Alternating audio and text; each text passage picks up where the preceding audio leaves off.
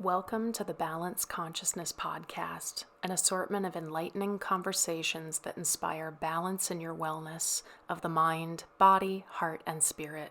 I'm your host, Jessica Taylor, and my intention is that with each episode, we open a channel of communication within our energetic systems, increasing our critical thinking, awareness, authenticity, sovereignty, and empowerment. Thank you so much for joining me today.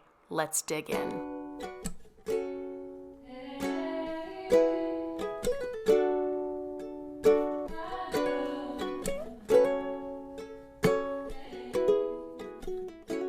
Hello, beautiful souls. Welcome to the Balance Consciousness Podcast. And this is episode 2. So excited. Episode 2 is with the amazing Jourdan Baldwin, who is co-owner of KALO Fitness. And as she calls it, the student of life, the student of life. Hey, Jourdan, how are you doing? Good, Jessica. I'm so happy to be here. Thank you for having me. Oh gosh, I'm so excited to have this conversation with you. And for the listeners, we were doing like a little connection before I hit the official record button. And we're just sitting here in silence doing some breath work together. And I just all of a sudden felt so connected to Jourdan's heart chakra that I got really giddy. And I had to take a moment, and I forgot the name of the podcast. And had to do a little bit of recentering of, oh, right, we're doing this, because it just feels right now like just two kindred spirits about to have a really profound conversation, which is exactly why I'm doing this. So for the listeners, I'm just so excited for you guys to hear from Jourdan, because she is absolutely inspiring to me in terms of this student of life. She has so many facets to her, but I just love that she, calls herself that and wanted me to introduce her that way, because that is exactly why I'm inspired by this woman. She is always trying a new thing, asking questions. She critically thinks. She realizes new awarenesses every day. She listens to her body, and she's just really beautiful to watch on her journey in terms of, how she really makes her work personal, and it's not just an external force that goes out into others, but that her internal work is clearly fueling how she's helping others. So yeah, I'll brag about you all day, Jourdan. Art is so um, cool. well, you are so cool. So I would love to just start talking about your story. For those of you who don't know Jourdan at all, she's a fitness professional, but she is so much more than that. And that's a big part of why we connect. And I'm sure we're going to talk about this a lot, is like, what the heck is our identity and how the world views us in terms of how we show up to the world and how we can help others and how we can, do quote unquote the work that we do. So yeah, Jourdan, I just want to hand it off to you, and you can just talk a little bit about your background and in terms of your wellness, where you used to be and where it brought you now, in terms of whatever you're comfortable sharing. Wonderful. I'm excited to share. It's interesting as we continue to grow in life and we think about our stories and how different parts unfold, that we didn't really realize, wow, like that actually was a huge part. That's such a powerful part. Um, so I'm excited to share it today, as recently I've just been going through some extreme self-reflection and growth, and it feels really exciting to share. Mm. So I'll start back, I suppose, in childhood, because this is kind of where we all start, and it impacts us greatly in the career choices that we pursue. But when I was a kid, I hated exercise. I would routinely try to get out of physical education and go hide in the bathroom, pretend I was sick. I never felt like I was really good at athletics or sports. And so, and failing, I didn't get lessons as a kid of like, it's okay that you're not good at first. It's okay that, you have to practice to get better. Um, and so when I wasn't good at something, I was instantly just like, this must not be for me. And it was really hard for me to show up to those things. So I hid from many activities as a kid because I thought that I just wasn't good at them. And physical education was one of them. And it wasn't, I did get involved in dance and cheerleading, which thank goodness that was an athletic pursuit that allowed me to finally connect with my body. So that happened in middle school and later on in high school. And it wasn't until I was a senior in high school, my high school required that you took swimming to graduate. And I was a girly girl. I did my makeup every day. I wore heels to school, which means I now have like bunions on my feet because my poor little growing feet had to fit into those shoes every day and walk around. Um, and I just really couldn't fathom, not having to get my hair wet and swim. I wasn't a swimmer, and be seen in that kind of vulnerability as a senior in high school is something that I was just not good at, and I had to do it with other people as well. So despite many attempts to get doctor's notes, the teacher knew me and she's like, "You're not getting out of this. You will do this." And I started there was an A group and there was a C group. There was a B in between as well, but I was in the C group with one other person. Basically, the other person also had never swam, and we got treated very specially. And it was through that semester that I committed, just, I'm going in, I guess, and I'm going to do this. And my instructor was really supportive. And I committed to doing something that I wasn't good at, and saw for the first time that I actually do have it in me to practice and to get better. And I ended that semester being one of the best swimmers in the class. And that inspired me to get into a whole other aspect of wellness. And so my dad was also into bodybuilding growing up. So I'd always been exposed to the fitness world. It was just a little bit of an extreme world that never appealed to me on that side of things. So I never really looked into it back then. But that's around that same time that I got really good at swimming. My parents went through a horrific divorce. And when I say it was just that year, it was many years before that it started, right?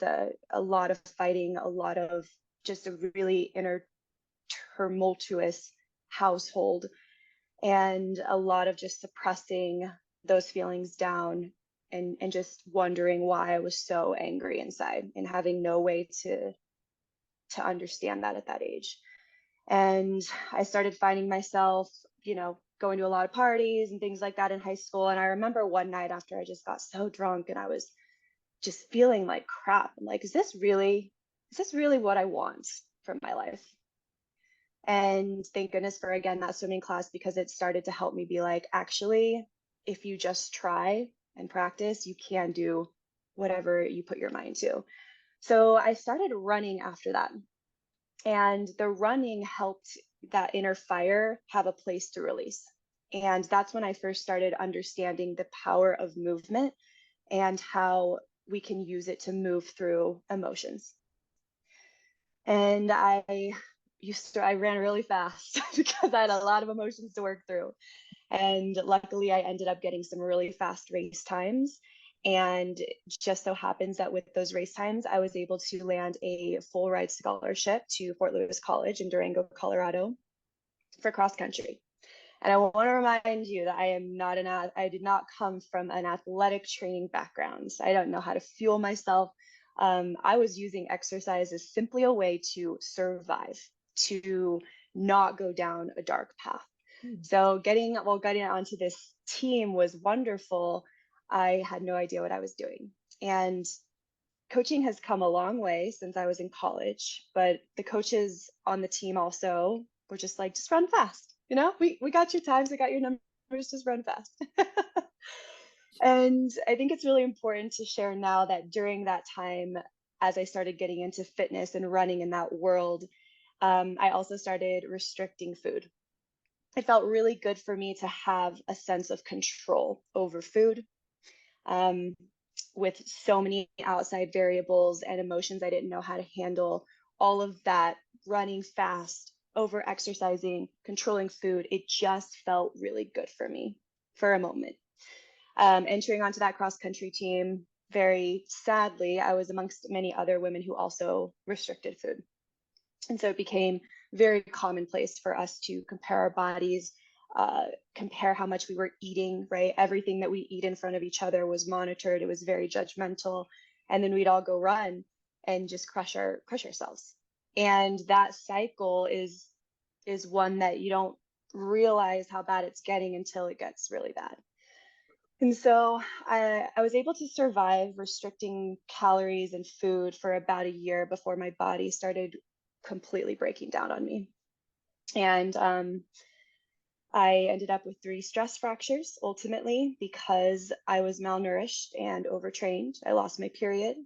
I lost that deep sense of connection that got me into fitness in the first place, of like actually getting stronger and seeing myself overcome. It actually started doing the opposite. And I was very disempowered and disconnected from my body and completely lost all love for myself. And so when that happened, I decided to, I didn't know what to do.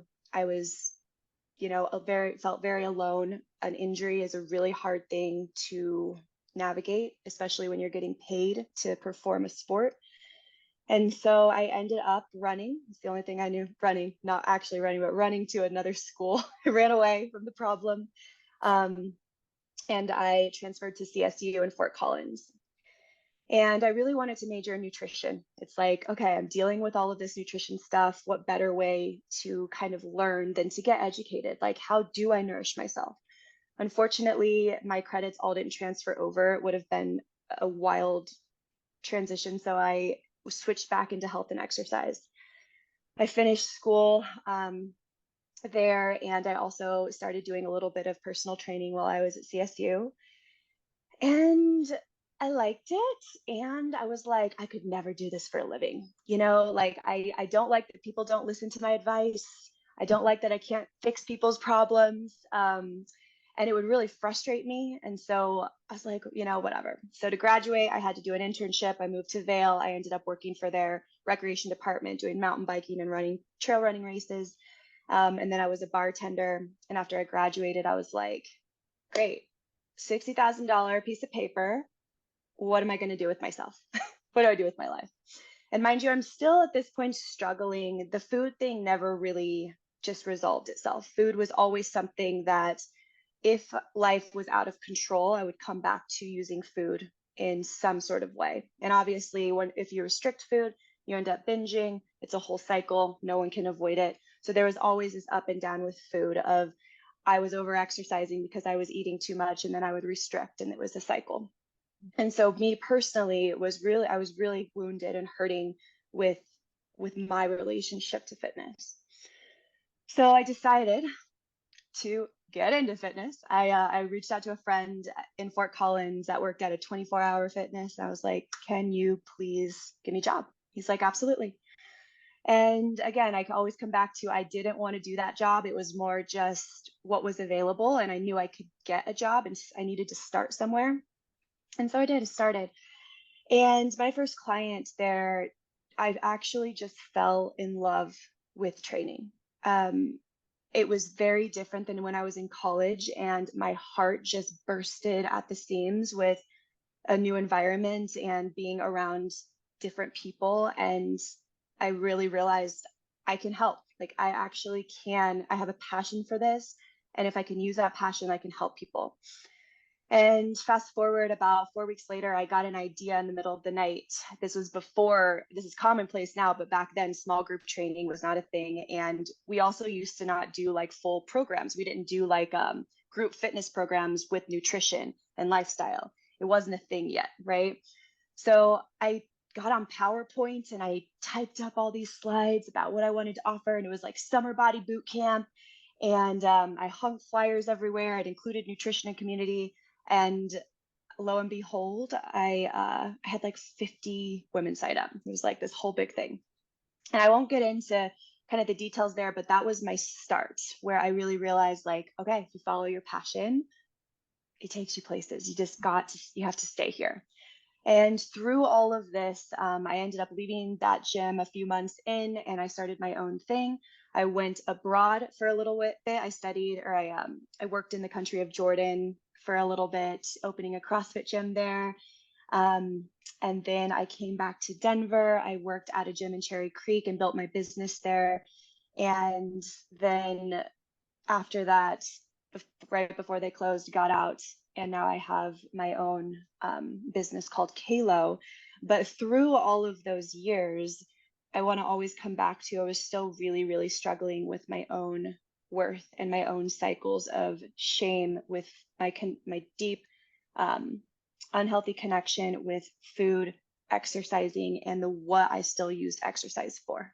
And even though from my heart, as I trained clients, I always knew the right things to say, and I never wanted them to experience the restrictions that I was doing to myself. Um, Especially when I also got into some fitness shows, and that was even more restriction. I, I would preach that, but I was not embodying it. And so I was continually feeling like an empty shell of a human. And that's how I was walking around this earth, is not living what I was preaching. And, it really wasn't until this past year that it became glaringly obvious that I can no longer live like that.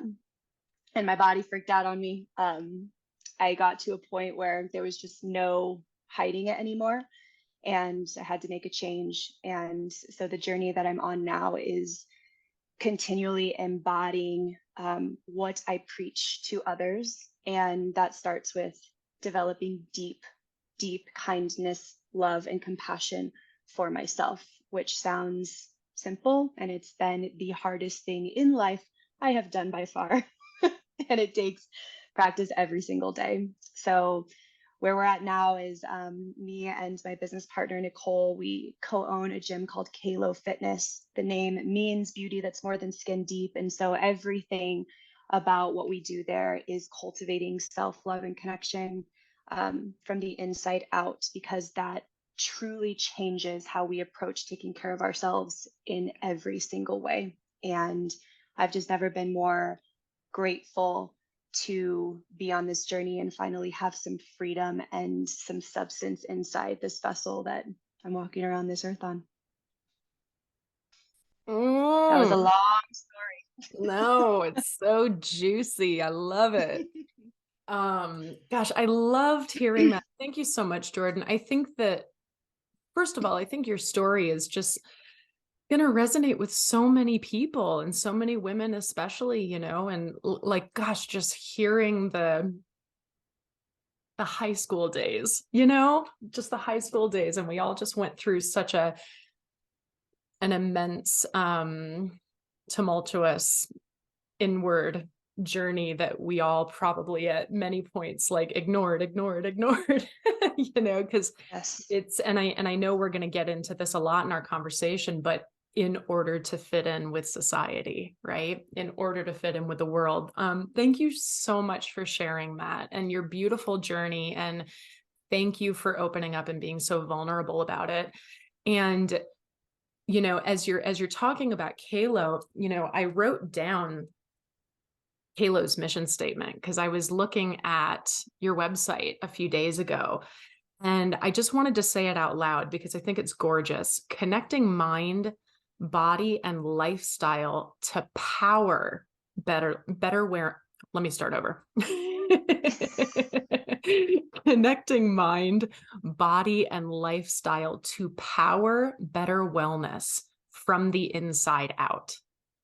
And wow, I just love the fact that you have the word power in there, because it's exactly all the stuff that I work on with my clients too. And what my personal journey has been is that when we find the balance in our energetic systems, when we're able to talk to them, to communicate them, and like you say, to connect them, right, together in this wonderful interface, it fuels everything else. It fuels our relationships. It fuels the work that we do.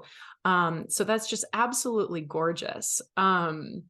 Yeah, I just absolutely love it. And I wanted just after hearing you talk about that and your story, one of the big things that came out that I just, me, I feel things in my body when you start to say things, and I got a little lightning bolt tingly moment when you started to talk about what you would use exercise for. Mm, You've already explained what you used it for and what you want to use it for now. What I want to ask you is, in your journey now as a trainer, in all the years you've had in your experience, what are you finding? And I know that you primarily work with women, but you can talk about humans. What do you primarily find that people are using exercise for right now? mm. I will say that in all of the years I've been in fitness, I've never had more consultations where when I ask, what are your fitness goals? People actually say, I just want to feel strong. I just want to feel good in my body. Um, I'm doing this for my mental health. And it's not everyone, but more people than I have ever seen are shifting into this mentality. Mhm. And it's one thing to say it, and it's another thing, as I mentioned, because this is my journey, to live it and to actually look in the mirror at these vessels and find true love and compassion for them if we're not seeing what we think we should see. And I'll come back to that as well. We still have many people that, right, their goals are, to lose weight. I want to exercise to lose weight. I want to exercise to um, for health, exercise for, there are so many other reasons. And now more than ever, I just want to highlight the positive fact that it's so much less about, I just want to get rid of this, fat, flubby stomach and saying really hurtful things about our bodies than it has ever been. Does that answer your question? Yeah. Oh, that is just so awesome to hear. And it validates what has been happening in my work as well. As a Pilates instructor, I think of back in, and I feel like you and I have been fitness pros around the same amount of time. In the start of my career in New York, I had a lot of people who wanted wellness, but I had way more people who were like, I want the butt and I want that Yes. oblique line and I want that tricep cut and, stuff like that. And I just have not, I more so have, rehabilitate me and Yes. then help me to find maintenance and longevity. And it's just, oh, it's so great. And of course, we've had to go through such a painful process for us to start to get there.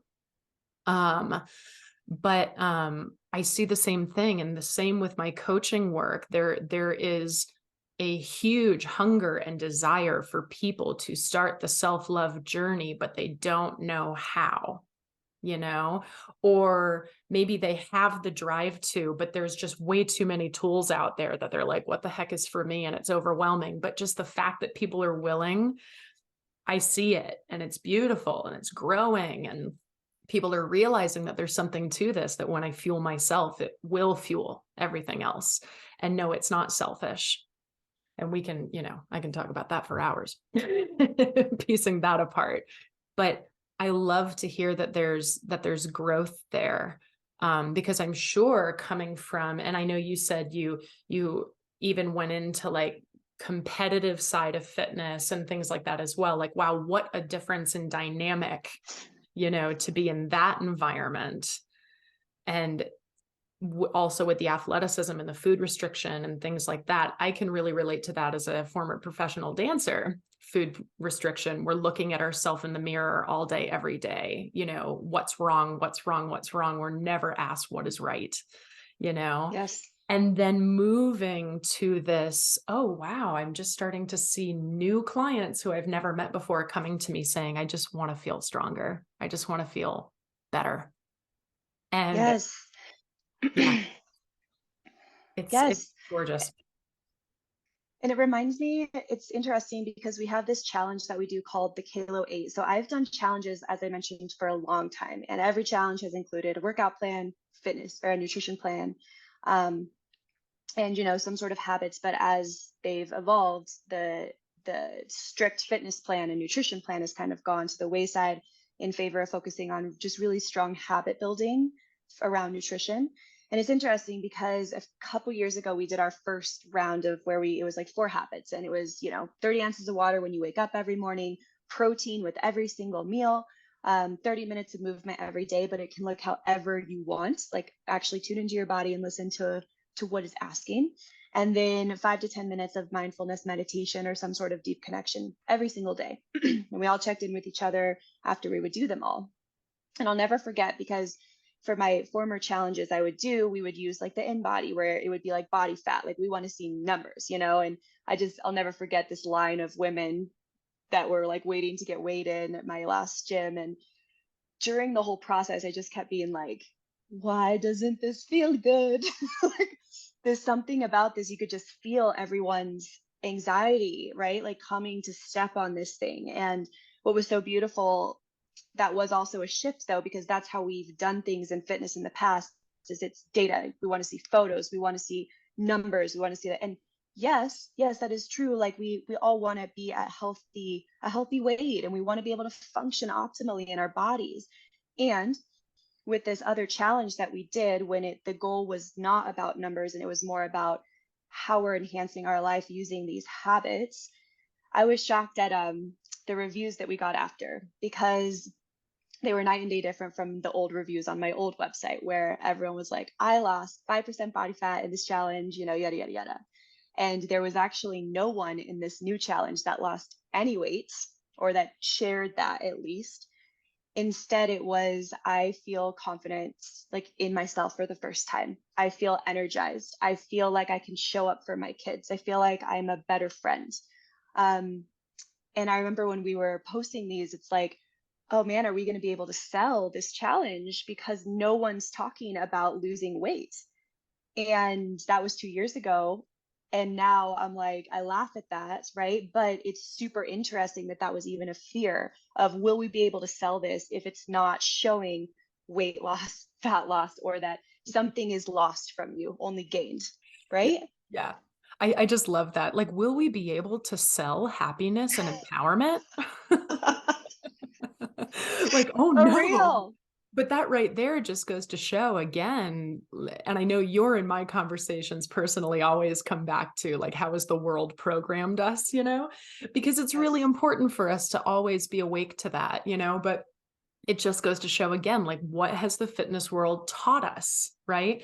For me, what is the dance community? What has the dance world taught me? Then what has, health and wellness in general taught me? What has spirituality taught me? We can go in so many different facets of that. For me, I love that you talk about, you saw the women lining up to get weighed and you felt energetically, intuitively in your body, like, this isn't aligning. This doesn't feel aligned. And that's exactly what seems to be the shift in terms of your clients in the second round of that challenge, is that it was more, we're listening to our body. We're noticing how it's affecting our day-to-day life, not just how it affects that external view in the mirror. Right. And I just find that to be so fascinating, because I was always very averted to like the numbers and stuff too. Like, I remember when I would tell my Yes. clients how much I weighed, they would always be shocked because I looked smaller Yes. than that number and what that was in their mind, but it was just because I was like kind of a diesel pot of muscle, but Yes. everyone has their perspectives. And so I love that you're having this shift in terms of, without even trying, it seems you helped your Mm. clients to start to go, oh, this is just affecting my lifestyle, as you put in your mission statement. And oh, just absolutely gorgeous. So one of the questions that to the listeners, I ask my guests just a couple questions before like a few weeks before, just to see if we can like spark some ideas. But I knew that we didn't need to work to spark any ideas with Jordan. We always just have such deep, rich conversations. But one of the things that I asked was, what do you, Jordan, feel that humanity needs the most right now in terms of their wellness? And you said the permission to slow down. Mm. Can you just talk a little bit more about what you mean by that? Yes, I think it's good to share a little bit of background of how I arrived at this Yeah. because I have never in my life wanted to slow down. I've always had a lot of things to do, and slowing down in my body has not felt safe. Mm. And so it's interesting how life all works out. And when you start asking for lessons, it starts working out like that, whether you like how it does or not. And last year I had this idea to get off the grid for a month. And I didn't know how it was going to be possible because, again, I work every day. There's not a day that goes by that I am not working. It's where all of my identity has come from. And so made it happen in December. My husband and I went to Todos Santos. We got really off the grid. We got all of our work done ahead of time. And that trip, that month trip, was what actually allowed me the space to see what it was like to slow down. And I want to share that it was not fun at all, especially for about the first 10 days. It took 10 days for me to not feel extreme anxiety when I woke up and didn't have a to-do list to accomplish and to get done. Um, and it was a stripping of sorts during that trip of what is underneath all of the things that we do every single day and that give us our worth here, especially in our culture in America. And so after about 10 days, my nervous system slowly started being like, all right, well, clearly she's not going to listen to us and we need to try something new. And started bringing in more meditation. And I actually stopped doing all high intensity workouts for the month. I would just walk and do yoga and eat just really clean food and sit in the restaurants and not have a time limit, and forget what time it was sometimes. And that experience showed me how rich my inner life can become when I'm not bogged down by all of my things that I'm doing. And it showed me the importance of being human versus just doing. And I think it's easy to talk about that. And I would hear people talk about it all the time. And I'd be like, I love that idea. I love the idea of just being human. And the lifestyle that I built here in no way supported that. It's actually pretty difficult it takes a lot of work up front to build a life here in our culture that creates time and space for being because it's just not the norm. And so, yes, I think that what I learned is that when I slow down, I break the cycle of overeating, in turn, over exercising, in turn, needing to control, right? And in turn, not being able to ever listen to my body. I break the cycle of, well, science says I should be eating this at this time. So I need to make sure that I eat breakfast even if I'm not hungry, right? It's like, actually, what does my body want? Like, oh, wow, if I'm not going so fast, I actually have signs and signals that my body gives me without having to try. And there's a whole portal of wisdom that we have within these bodies of ours that tell us what they need every single day. And I think the biggest issue is we're too busy to listen. And so, yes, I think that as we move into this next phase of awakening, which it's so clear that we are, that slowing down is one of the foundational pillars of being able to understand how to truly nurture and take care of ourselves from the inside out. Mhm. Absolutely. This is amazing. I love when conversations kind of align with other things that are happening at the same time. I literally just had a conversation with a client a couple days ago who just spent like a 2.5 or 3 week vacation in Maui with her husband. And she came back for her first class. And I was like, oh, how was it? And she looked like a stress ball. And she said, Ah, it took us a week to wind down. And then we came back and we didn't know how to come back, you that's know? right. And what that tells me is that we're not only used to just the go, go, go, go, go, hustle, hustle, fill up every single empty spot in your calendar. Are you listening, everyone? Do you resonate with this? Um, Not only is it that, but we also aren't used to the middle. It's like extremes, right? So when we're hit so high in that nervous system, we go, I need a vacation, like already like a crazy energy to go into vacation with, right? And then it's almost like we have to work to relax. And when you say it Yes. out loud, it's comical, right? But that's what again we've been programmed to do. It's what we feel we need to do. And if you're an entrepreneur listening to this, or a mother listening to this, or someone who feels like they're 24/7 in what they do, I feel like it's most Americans, let's face it. You probably resonate with this concept. Do you live in extremes? I know for the majority of my life I have. Absolutely.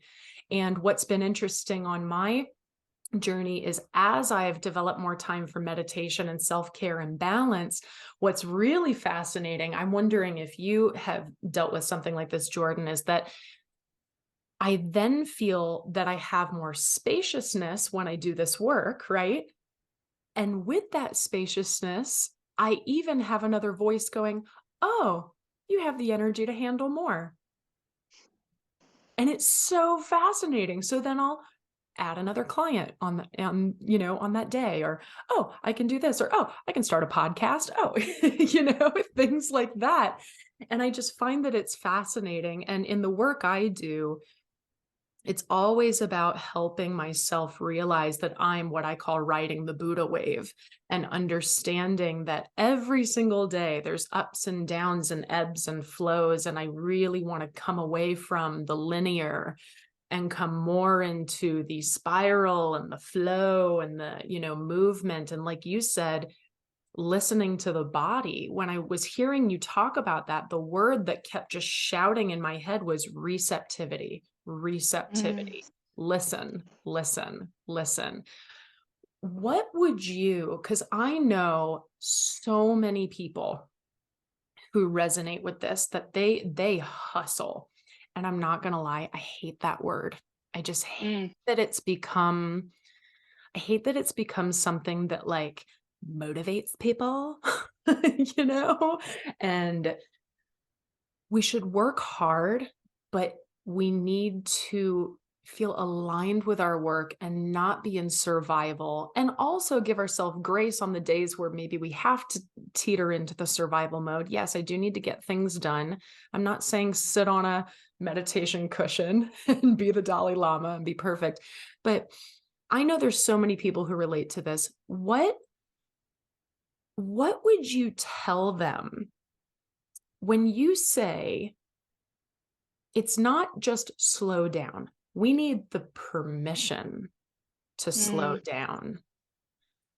What do you Mm. want to tell these people, if who are just hustling and hustling, doing such amazing work, but they're so in that 3D autopilot mindset of it, that at the end of the day, they might still feel like a failure, or they didn't do enough, or they're not enough. What do you want to tell them so that they can feel this permission? Mm. What did you need to hear? It's such a good question, and just bringing out the humanness in all of us. That's a journey that I still am on every single day. And when I find myself in those cycles of that hustle, and reminding myself to take a step back. One of the things that I needed to hear personally, and that I found that was the greatest internal motivator, was I'm someone that does, like, I want to live this life fully, and I want to use my gifts fully. And I don't believe that gifts are best utilized sitting on a meditation cushion, although I do believe it's a foundation. right, to getting in touch with them. Um, and what I found was the more that I was able to slow down and repattern that nervous system response that I was so used to, the higher quality of ideas I was able to receive. And when I started realizing that, like, oh, yes, I can have good ideas and execute and get them done. And we're all moving in a different direction. The things that all of us need in this generation and this period of living in 2023 and moving forward is so different than what we used to need even a few years ago. And for all of us to really show up with the most impact that we can, we want to have access to those higher downloads, those higher vibration ideas, and they come when we are slowing down and when we are calm and in our bodies. And so for me, it was really just getting that practice of, okay, when I do get connected to myself, I do receive these beautiful ideas to create. And that's impactful to me. That gives me so much of a bigger purpose, and it makes me feel so much more aligned than just doing things how I've always done them. And even though that feels productive and it shows the world that I'm doing stuff and I'm still relevant, it's not fulfilling me from a deep place. Yeah. Oh my gosh.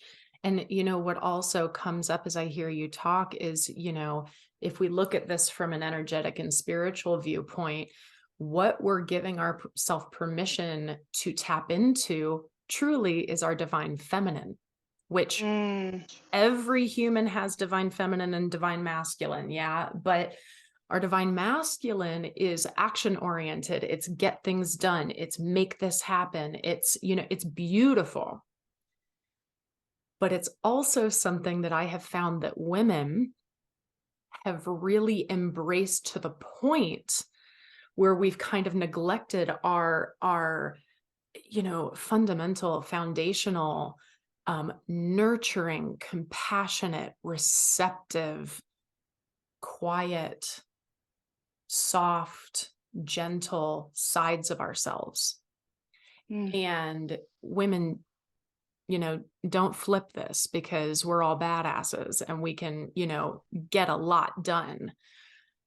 But there's something to be said about tapping into that. And I've had conversations about this with so many people and could talk about it for hours, but I see it clearly, and I'm just speaking to the women right now, but I see it clearly coming from so many years of women having to fight for their rights, right? mm, And we've had to bring ourselves up to that equality, and I can do anything a man can do. Hell yeah, you can do that and more. That's awesome. But how can we keep doing that and then continue to tap in with our divine feminine, with our listening side, that's what meditation is to me. Prayer is my yes. talk and meditation is my listening. That's what came up to me. I don't know if that resonates with you at all, but as I'm hearing you say that and just the whole listening and the receptivity surrounding um, your your drive to find embodiment in your work every day. I mean, it really sounds like that's been such a crucial key for you, so that it's not Mm, just go, go, go, do this, and I will just basically act myself into or do mm, myself into what I want to accomplish. What you said before is you don't want to just do as a human, you want to be a human. And that's just like so awesome to me. mm. Um, yeah, yeah. Yes. And that makes me think as well, one of the shifts that happens when we allow ourselves more time to slow down is we're more present. And as we're more present, we notice more things. So something that's really beautiful is all of us are here to collaborate with each other, right? We don't just get downloads and then execute them solo. Like we need people, and almost always like it's likely that other people are having those same downloads, right? And that's how you manifest and attract each other into each other's lives, similar to how I met you, Jessica.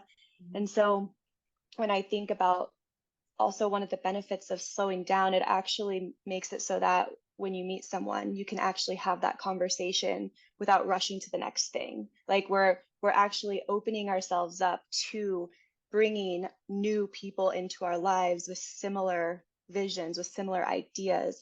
And from there, we can collaborate and build these things together. And that's something I didn't realize I was missing when I was just on my autopilot hustle mode is I didn't ever have time to stay after a class and hang out for a minute and have a conversation with someone else that I didn't know. I didn't have time in the coffee shop, to make eye contact and maybe start up a conversation. Like there was just not the time to do that. I was on my watch. I was, I got places to be. I'm busy. And I think now too, like how many opportunities we miss when we don't have the permission to just be present in what we're doing. Mm, yes. You were a hustling boss babe, right? Like I totally get it. I totally get it. And it's that, yeah, I will just reiterate the word permission Mm, in what you said. Um, and I'm sure you'd agree with me that when we do give ourselves that permission, that we do not accomplish less. yes. Mm, We, yeah, I mean, I'll leave it at that. And the segue from that, because I know that you and I, really share interest on that is, my whole topic of radical self-love with this permission to mm, slow down, you know, and I've explained this, in episode 1 and anyone who's been watching my content that the reason why I've been using the word radical, honestly, is just to get people's attention. But the truth of the matter is that self-love needs to be coming back to home and it's our foundation and it's, but the reason why I use radical is because what we need to understand is that due to our programming and our cultural conditioning and our, whatever, our parenting, our environments, our teachers, our relationships we've chosen, whatever that's influenced our life, media, news, don't get me started. We we have been taught that it's not normal. And just because it's not normal and our innate desire to fit in with society, quote unquote, um, so many of us have a distorted view of what self-love even means. And so I use radical because it's truly rebellious. It's rebellious against the world. So there's something really, significant in that. In this permission to slow down, we are rebelling against the world. And I remember you saying we spoke pretty soon after you came back from that trip and how you expressed to me how challenging it was for you to try to maintain this sense of slowing down as you immersed yourself back into this environment. Um, yeah, and I feel like it just kind of goes hand in hand, not only the permission to slow down, but the permission to rebel against society for a moment and just find some love and some self-care. How does that land with you? Does that bring anything up? yes. Well, radical self-love is something that you put into my head that it was like the words that I needed that I couldn't explain. And I come back to radical self-love very often in times when I'm trying to make a decision of do I go this way or do I take this action or do I stop working tonight, even though I'm exhausted and but I have so much to do. Like I think about that often with radical self-love and it helps me to think of the word rebellion because actually we do have to rebel in many ways against the ways that we've been brought up and taught what success means. And for those of us, yeah, who are entrepreneurs and who are working within the system, right? There's rules we have to follow. We have to do things a certain way. It's wild to build a business and to be a part of a growing business, even if you're not an entrepreneur. It's wild to raise children. It's a huge responsibility. And so it helps a lot to come back to this idea of rebelling and not obviously there's a shadow side to that as well. But in the way that I believe we're talking about it, it's so empowering to rebel against this way that we've been taught in favor of a way that actually makes us feel really good from the inside out, and very empowered. Yeah. Yeah. And I love that you bring up the shadow side of it, because that's what I find hit immediately when I talk about this with my clients is, when we think rebellion, our inner child is also going, wait, authority's going to say shame on you. Right. So I always like to say that when we do this work, we end up getting this empowerment that does not make us perform self love at the expense of others. Again, it's to fuel what we do. So, what I've been telling clients lately and what I tell myself is we're not saying F you, we're saying F yes. Mm, So it's still this awesome, it can go into like a little shadow side for sure for us to feel that, because just feeling that kind of energy might feel rebellious, right? And especially, if you were a woman who was taught to be a good girl, mm, taught to be modest, taught to be a specific way, I know that that can, really feel rebellious just in and of itself, but it's not. I'm loving myself, so screw you. mm, It's I'm loving myself, and heck yeah, you feel this energy? How about you feel it too? mm. And with that Yes. comes the community that you're talking about. How can we collaborate with that? Yeah. Yes. It reminds me of when I first started this whole like self-love journey, which was when I really started getting into it a few years ago. And I was really deep in the shadow work of it because initially I'm like, okay, everyone's telling me like I do too much. So I guess I do too much and I need to stop because I feel really empty inside. And so I'm just going to draw these like boundaries and right, just using the word boundaries, not really knowing what it meant. And would what my boundaries ended up being would be like I just am going to say no to like everything, and then I'm just going to like isolate myself and like quote unquote rest, and um and I'm gonna like, and that actually was not fulfilling for me either. It was this interesting extreme on the other side, that was still really self-abandoning.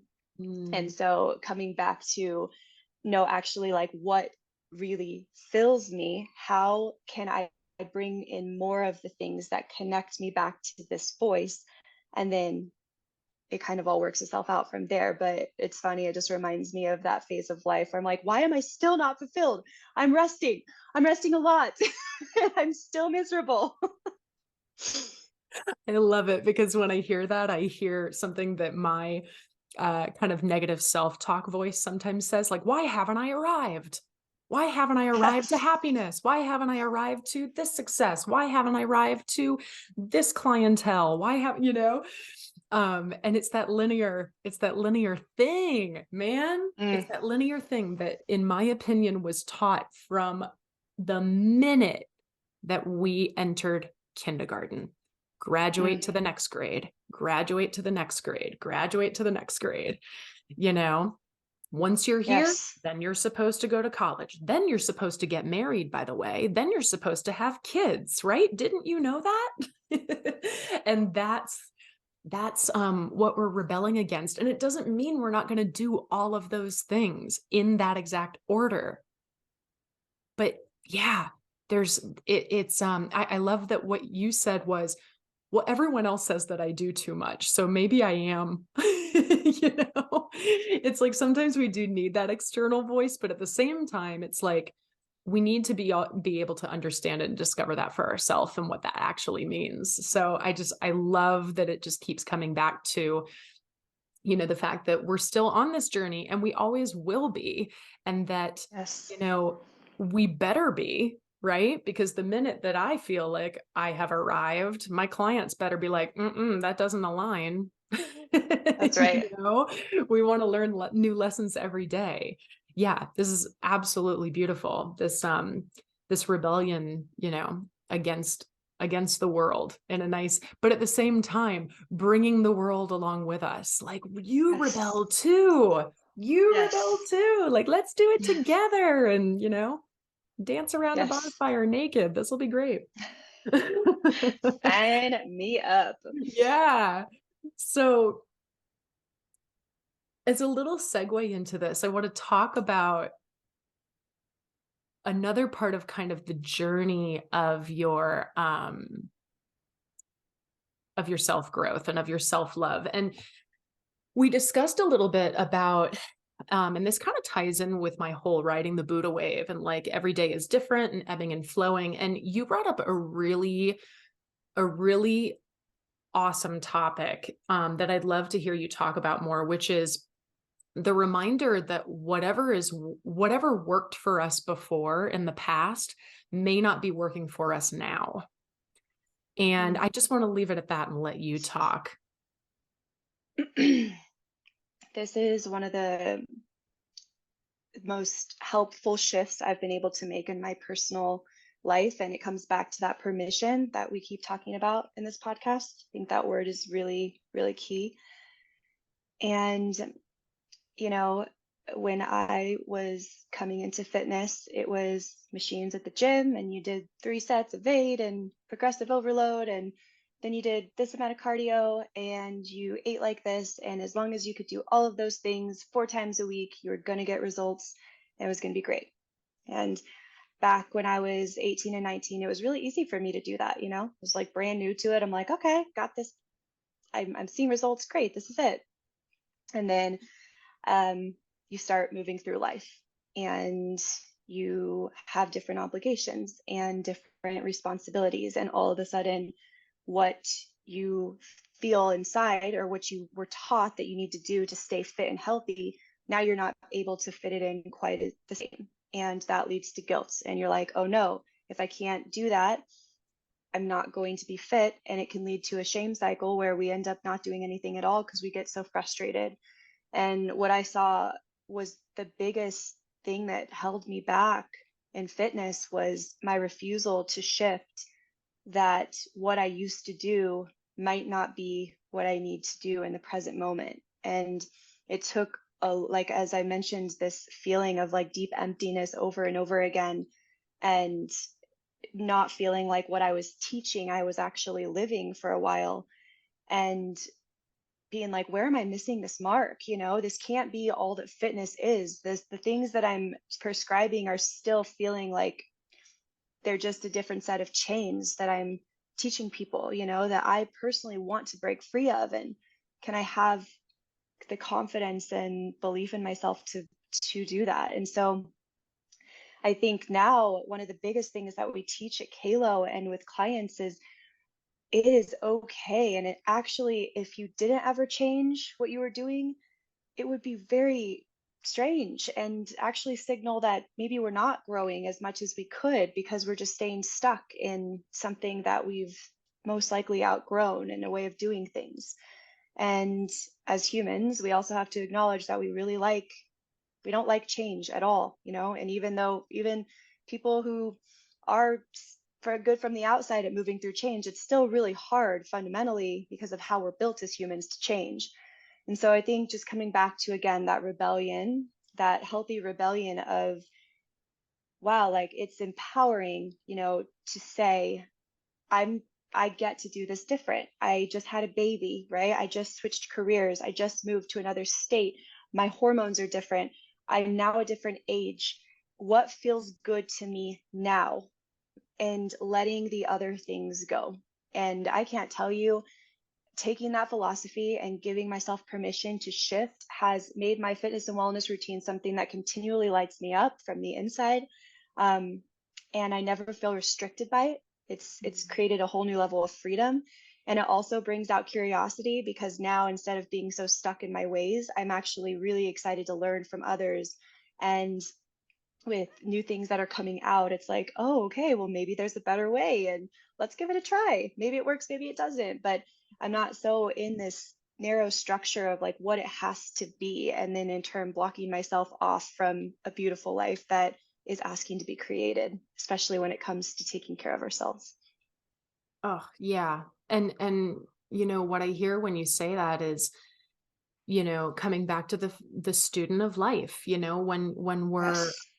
when even if we are a professional, even if we do have those credentials, if we can constantly stay in that place, and that requires a healing of a wounded part of our ego, and it requires coming back to humility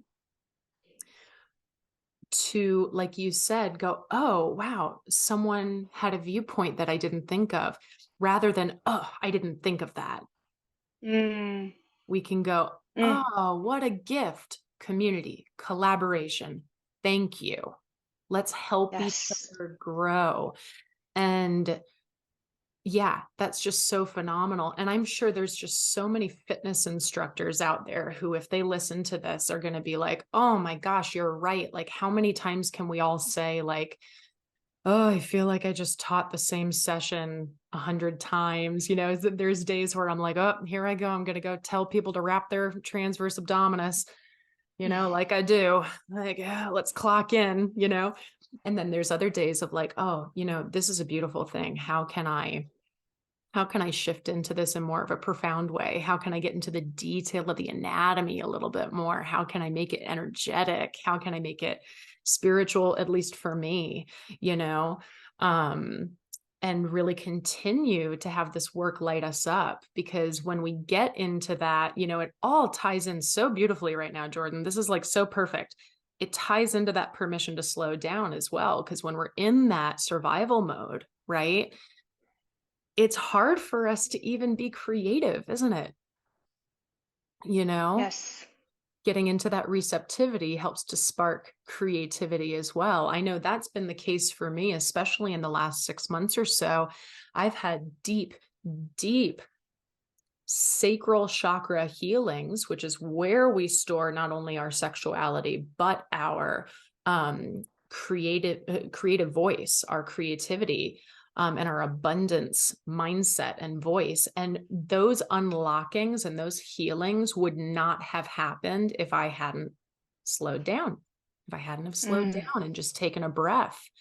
And then all of a sudden I'm like, whoa, the ideas are pouring in. I can't even keep up. mm, Wow. And that's where we can find that balance between that action and that receptivity, that divine feminine, that divine masculine, and feeling that balance within ourselves so that we can just be this aligned, embodied, um, you know, source of love, first for ourselves. And then here you go, world, like however you want to receive it, it's now pouring out of me, because I yes. allowed that to happen and I allowed new ideas to come in. But I do think, and I wonder if you have anything else to say about this, specifically with the fitness industry, but I'm sure other industries as well can resonate with this, that there is a need to,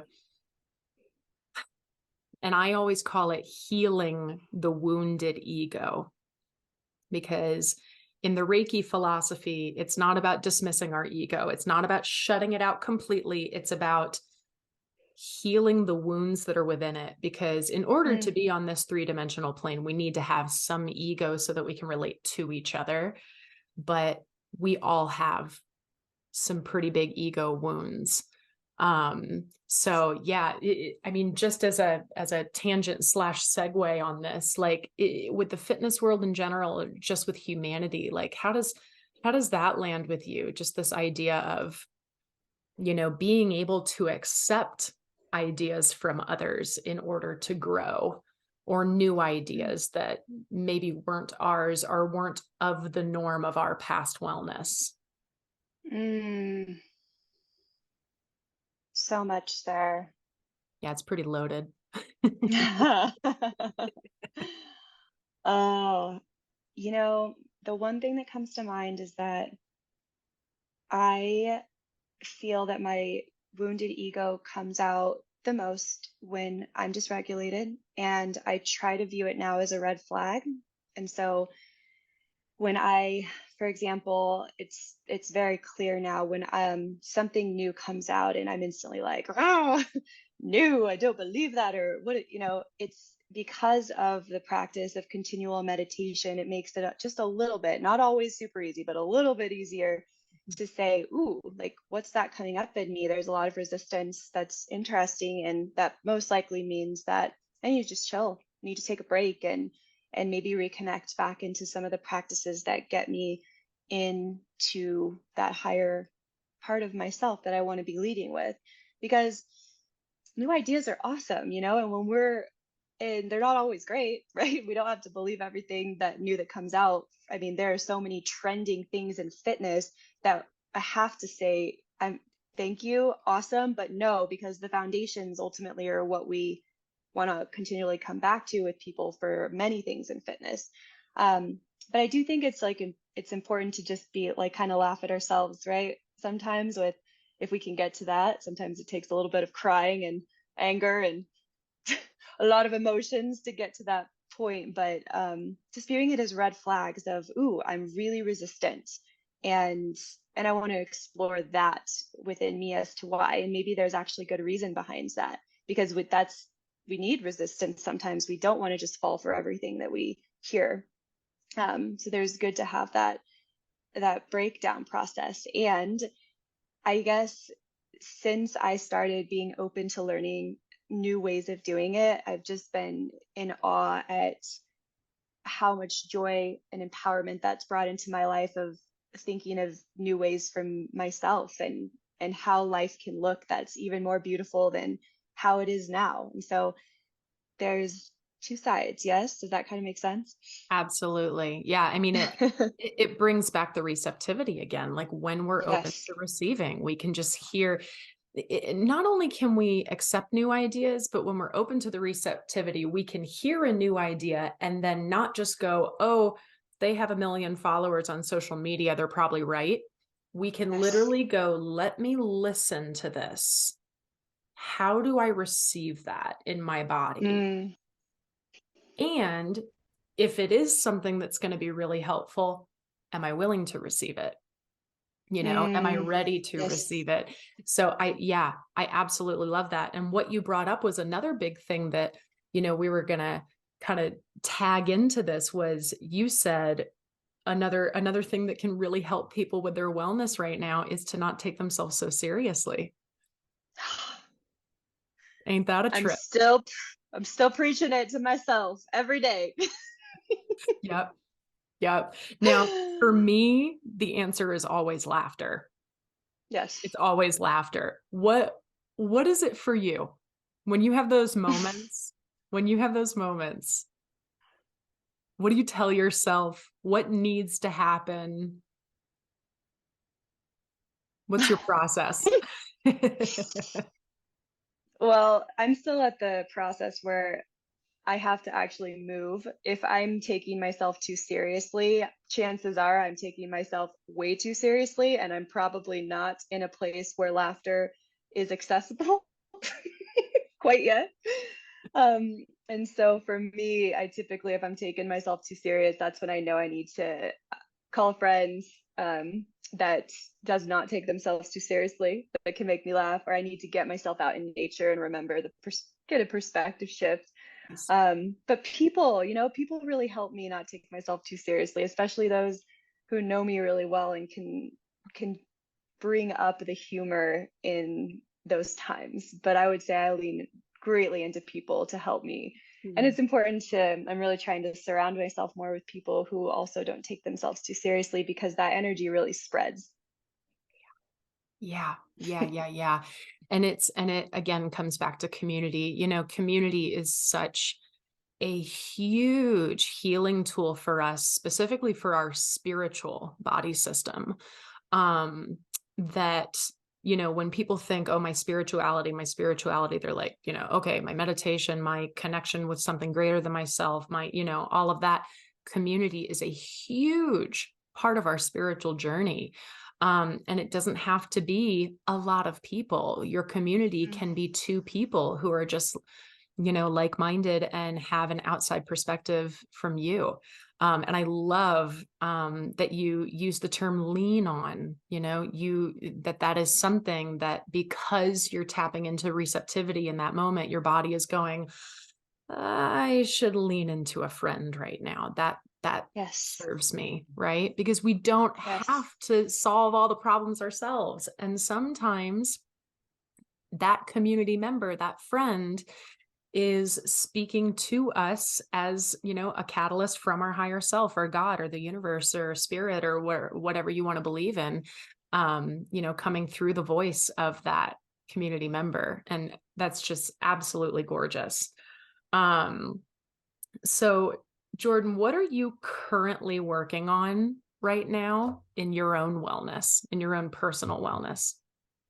Any new Hmm. practices or themes or tools, techniques? Yes. Since returning from my trip to Todos, I started a meditation practice down there. And I always found it difficult to keep a consistent meditation practice because I didn't have it at a certain time of the day. And as I mentioned, sometimes it's hard. Like vacations can be really a good way to start new habits and implement them. I know that's a great strategy from Atomic Habits. And I found that out firsthand that that is definitely very true. And so I've I've started a meditation practice every single morning. So it's actually before I do anything else. I have a place where I go every single morning, light a little bit of Palo Santo so that smell signals to my brain it's time to get quiet, it's time to connect. And I set a timer and I meditate. And so that's been beautiful to have that ingrained as a non-negotiable. And it's been just mind blowing how much that has helped just me in life in general. So that's definitely one habit that I'm continually working to keep consistent. It's the first time I've ever had this consistent of a meditation practice. I think I'm going on like 90 days, which is really exciting. Yeah. Um, and then the other one well, there's a few more so that are a little bit different than the norm. I do move at my body every single day. It's one of our KALO foundations. I firmly believe in it. And I'm redefining what it looks like for me to have a good workout and how I view that. So, um, doing a deep check-in every morning in that meditation, it's checking in like, hey body, how you doing? And that gives me a pretty good intel into if I am ready to push in a workout or if I can possibly restructure it to go a little bit lighter. But it's been really empowering to even show up to the KALO strength workouts. Sometimes they're pretty intense, and to have the tools of I actually can go slower. Like there's nothing to prove. Like I want to ultimately take care of me and vice versa, like when I'm feeling good. All right, this is your chance. You're feeling good. Let's do it. You've got the energy in your body for this. So redefining what it looks like to have a good workout, even if that means one day I'm just going for a walk. It's been beautiful to celebrate that. Like, wow, you got to walk in and that's exactly what your body needed versus a run as I would normally do of, well, I got to be running or it doesn't really count. Um, and then the other one that's really big is coming back to my body and really uh, giving myself some pep talks. And something that I've been doing is just standing in my mirror completely naked and really looking at myself with kind eyes. And whilst that practice was very difficult at first, and I know people can look at someone who's been in fitness for all of this time and say like, what do you really have to critique about your body? Well, let me tell you, even when I was at 9% body fat, there was probably more things I wanted to critique than now. And so what I finally realized is like there will always be something. So if that's the case, then I have the power to love my body where it's at right now. And so I've been standing there every morning, maybe sometimes doing a little dance, being like, wow, like how beautiful these bodies of ours and the way that they move, and just giving myself small little reminders of truly how beautiful it is to exist in this body. And that has just been very different and very beautiful for me to honor it and in turn want to take care of it throughout the day in different ways. I love that. There's just like so much divine feminine that's coming up in this talk. Mm. I absolutely love it. And yeah, like our bodies, gosh, they are so beautiful and we can take them for granted for the gift that they are, and this is everyone. It's people who might be really grounded and rooted in the 3D realm, but also, my spiritual community who would rather just be like light bodies off into the ether and the heavens, and Mm, we have to remember like our body is such a gift. It's a vessel. And like you have said multiple times, it is something that communicates with us, and if you're someone who is highly sensitive in your body, like I am, or, has like a clairsentience where we're really empathic and we can resonate and hear, or feel other energies around us through our body. Like if I didn't have my body, that's the way that I communicate and that's the way that I can receive messages, and I was just having this conversation last night with my partner about how I just find it so fascinating how everyone has a really different relationship with their body, and how it's mm, always really fascinating to me when I get a new client who just has absolutely no body awareness, like mm, no connection, where we're starting to find these movements and activations. And I start to say things like, so where are you feeling it? And they literally say, I don't know. And I'm mm. like, wow, this is going to be a cool journey to go on, like they Yes. literally don't know.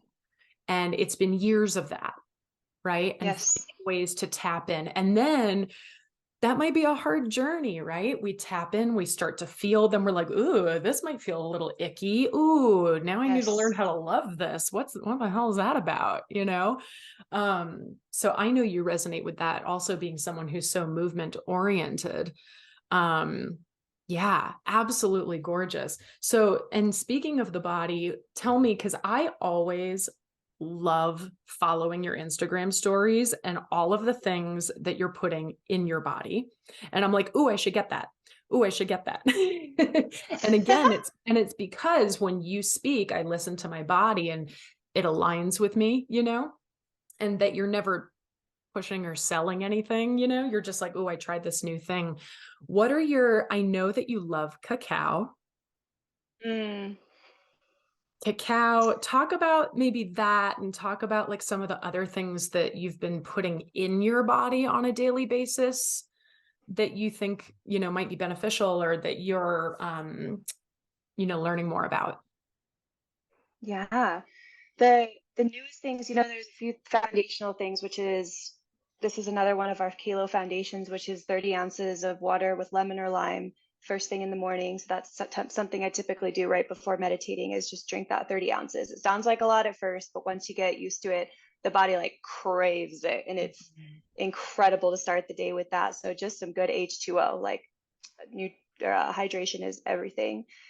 But yeah, so my husband actually got me started on this cacao he found from this brand that gets it from beautiful farm in Peru.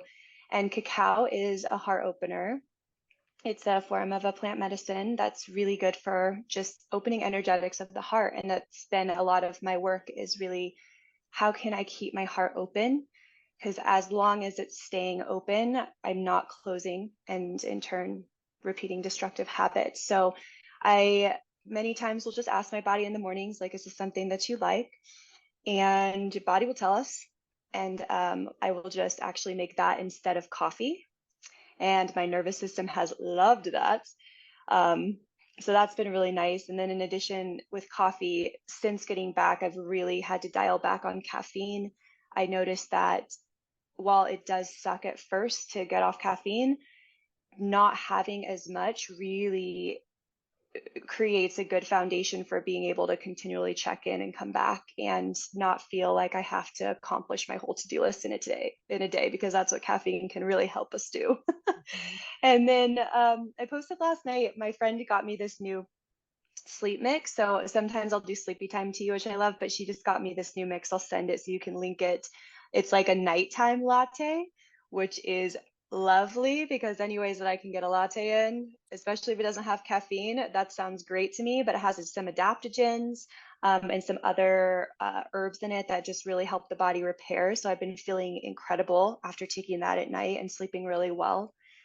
And then as far as Other things, making cooking a priority has been really important to me since getting back to. I've really enjoyed the process of just cutting vegetables and connecting with food and really coming back to that more intimate connection with what I put into my body, even to the point of before eating, just taking a moment to take a few deep breaths and find deep gratitude for the food. Mm. So while there's not a ton of extra products per se, there's definitely a lot of shifts that I've been trying to implement with intention around food, and the things that I'm putting into my body. Mm, awesome. No, that's so great. I love it. Yeah. And I've wanted to, I keep talking about cacao. I normally go to a really awesome place in Boulder to get a cacao drink now and then. And I'm like, oh, I just want to make it at home sometimes. So you're Yes. inspiring me. You're inspiring me. Um, so I love this. So now what are you starting to do? Let's talk about your business a little bit before we close out. What's happening now in your business? I know that you have a new space. Do you want to talk about that first? Sure. Would love Yeah. to. Thank you for opening the floor for that. Mhm. Yes, really, really exciting. So we are expanding our current location, KALO Fitness, and we have a few different exciting things coming up. So our current location is in Wash Park. It's on Virginia and Vine. And our new location is on South Gaylord, which is another little suburb of kind of the Wash Park area. We've been really wanting to be on that street for a while. It's just a little charming street. And so we will be expanding into that hopefully this month or the very beginning of May. And that will be our fitness side. That will be our gym space where we have cardio and weight equipment and we run our small group training. We just run 4 women at a time because we really believe in the impact of deep community and connection. And we also want everyone's form to be on point. So a trainer is really able to work with everyone with that small of a setting. And then we'll also be having some larger format. When I say larger, like 6 to 8 as well for younger professionals. We're going to open that up at a little bit lower price point for the age group of 21 to 28. And we're doing that because we really wish we would have had a community like this when we were building businesses and we were in that stage of life. So we'll be opening that up. We'll also have recovery, mobility, and some conditioning, some different type of classes like that. In addition, in that space, we'll be offering some recovery aspect, as in a cold plunge and a sauna, contrast therapy. That form of therapy has been one of the most impactful things for me to understand how to regulate my nervous system. And without getting down too much of a deep dive, it's even to the point of when having a hard conversation, right? That can train you for that because it allows us to go into something, the cold plunge, which can get us into fight or flight, and instantly practice breath work and techniques that can bring us back into our body and able to calm ourselves down. So it's just a beautiful practice for so many health benefits, but mainly really for that nervous system regulation. So we can't wait. That will all be on Gaylord. And then we are turning our current space into what will be called the KALO Flow House. And we went back and forth with like healing house, flow house, but we really feel like flow house embodies this idea of finding flow in your life with different modalities. And so we'll be offering yoga, somatic breath work, some different forms of breath work around like holotropic breath work as well, meditation, ceremony as far as full moon and community events. And our big focus is really just bringing people together to just connect and to create deep community. And so what we're hoping as well is that the KALO Flow House can be more of that feminine embodiment, and the KALO Fitness can be that masculine, and we finally have a way to connect those two in real life, right? And bridge that gap. So we're really excited to launch all of this. By the end of the summer, everything will be ready to go. Yeah, that is so exciting. I love that. And I love the concept of the spaces being separate because, yeah, I know I've been in the position where you're trying to like do a Reiki training or host a meditation, but like someone else kind of wants to like hold a, hardcore fitness class over here. And yeah, and just energetically that can be really, that could maybe provide resistance or stagnancy for the client. Yes. So that's so beautiful that you're going to have a whole space dedicated to each of those things so that they can really feel that focus. And Jourdan, is there any way for people to connect with you virtually if they're not Denver based? Yes. So Instagram. And in addition, I also just started my first blog. This has been something that's been on my heart for a really long time, but I have not been courageous enough to share my story. And it's time.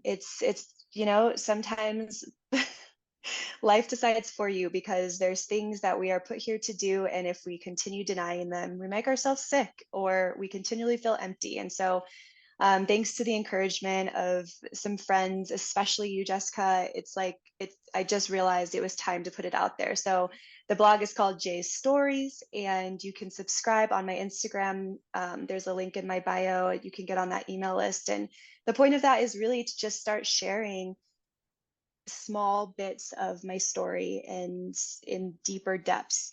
I felt like Instagram hasn't really been the place to go to those depths. And in addition, they're longer stories. So if you would like to learn a bit more about my journey and read those, you can get on that email list. But otherwise, as for now, Instagram is a great way to connect. And if you want to train with me, you can also go to KALO's website and fill out an initial consultation form.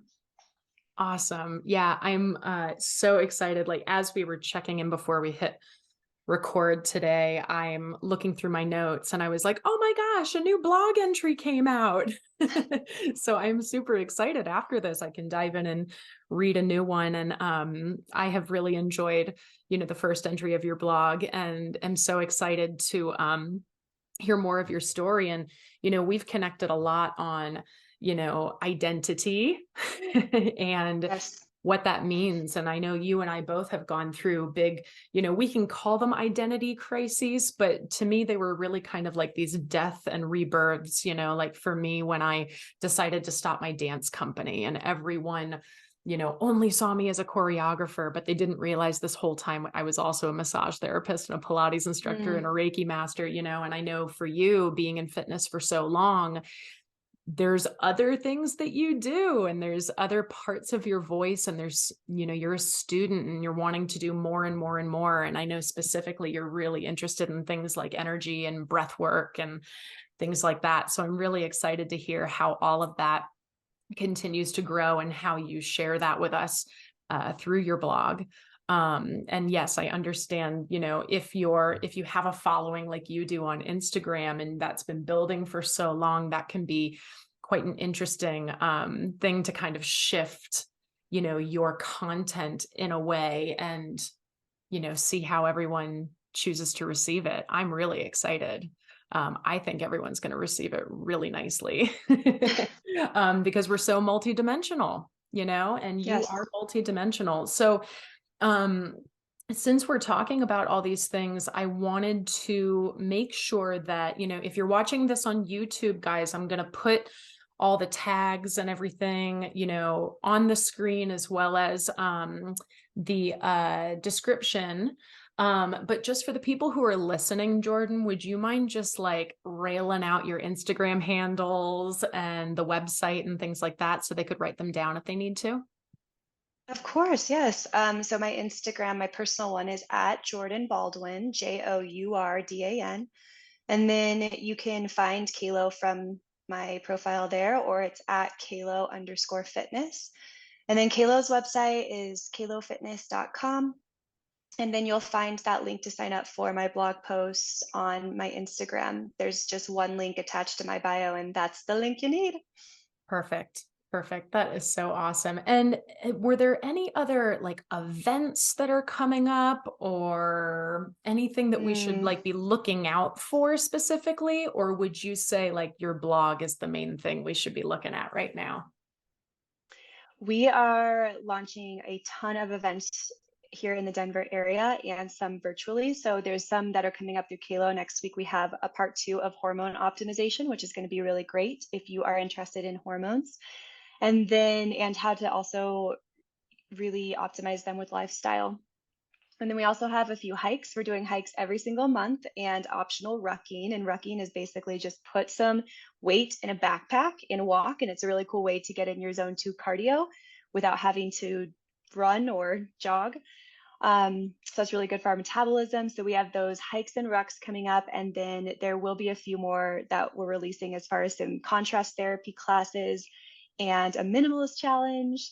And you can find all of those on KALO's link in bio or KALO's website. Nice. Oh, that's so much. That's great. So, okay, hopefully everyone, I'll link things correctly and everyone will be able to really access. Um, gosh, this has just been such a juicy conversation, Jourdan. And like, especially our deep dive into this rebellious act of self-love. I just want to say you are such an inspiration in terms of taking it day by day and giving yourself that permission to just be hungry and to listen and to, know when it's time to challenge and know when it's time to nourish and know when it's time to receive and know when it's time to really give and to really do. And I just know I love watching you from, my other little energetic bubble over here. And I know it's nice for us to get those outside perspectives, but I am really excited to hear how, the listeners receive this info, especially, the ones who find that they're in this 24/7 grind. And is there anything else that you'd just like to leave off with, like a message that you'd like to just like give humans right now? No pressure, no pressure. Be kind to yourself. It's so hard, but man, it goes a long way if we're just kind to ourselves. Yeah. Yeah. So gorgeous. Thank you so much, Jourdan. So everyone, Jourdan Baldwin of KALO Fitness, student of life. And, I have a feeling that we're going to be having more chats on here. And as always, guys, I honor all of you beautiful souls for everything that you are and everything that you're going to do today. And I wish you an incredibly balanced rest of your day.